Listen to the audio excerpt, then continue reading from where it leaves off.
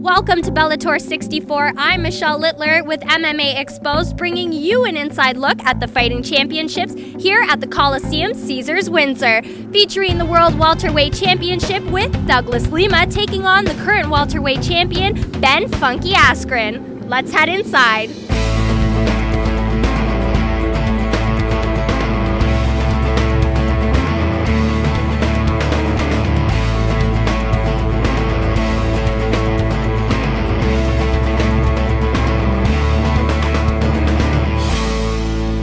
I am with Bellator CEO Bjorn Rebney. Bjorn, thank you so much for joining me. My pleasure. Now, we touched on how the Canadian fan base is expanding for MMA. Could you touch back on how educated you found the Canadian fans? Wow.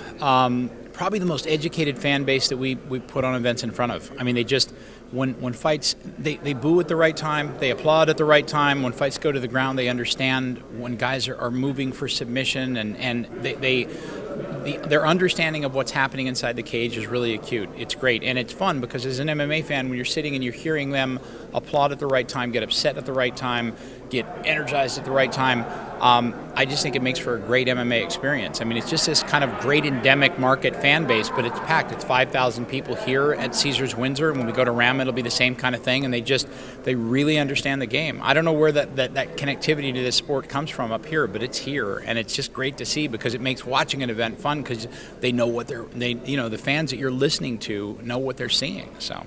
Do you think it might be because Canadian MMA fans were without it for so long within the country? We were made as observers for so long that now that we're enthralled in it, we're like 100% in there? That might be it. I mean, it just, I've asked a lot of different people up here, where does it come from? Like, why are there, there are a lot of events we do down in the States, and it's nothing against these fans, but sometimes fans will start booing as loud as they can when a fight goes to the ground. And although if you're really watching the fight and you know what you're looking for from a jiu-jitsu perspective or from a wrestling perspective, you can see the dominance. You can see, wow, there's really something incredible going on down there. So I don't know where it comes from. I mean, it could be that Canadian fans have been watching for so long and anticipating that they really gained that knowledge base.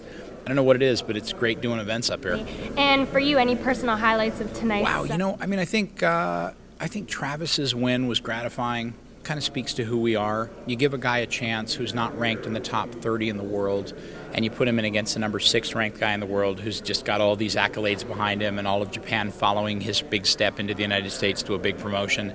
And Travis wins the fight and dominates the fight and doesn't get a close razor's edge decision, but wins the fight and dominates. So I'm a huge Ueda fan, but to see a guy who really was not picked to win take advantage of an opportunity like this, it's a tournament.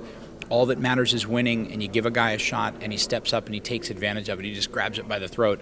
That's kind of gratifying. You love to see that. You look at it and you go, wow, that's kind of what we're all about. Doesn't matter who you are, how cool your hair looks, you're married to a supermodel. It just matters if you win, and he won. And he's a great kid. He's a great guy, so it's nice to see. So on that note, it's very obvious Bellator has been great at developing new and up-and-coming fighters. How do you feel Bellator is developing in the MMA scene, and how do you plan on furthering that development this year? Somewhat by attrition and somewhat by our progression, we've moved into the number 2 spot behind the UFC. And I think next year will be a great year for us. We're moving to Spike Network down in the States. They wrote the book on mixed martial arts programming. They know it better than anybody. They know how to reach our consumers better than anybody in the history of the game.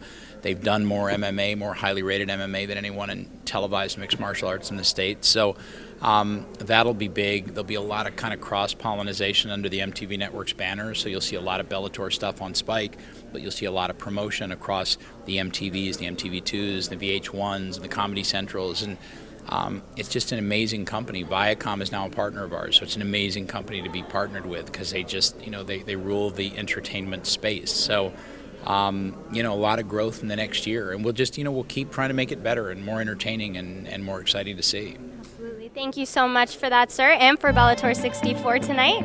Thank you very much for watching. Have a great night, guys.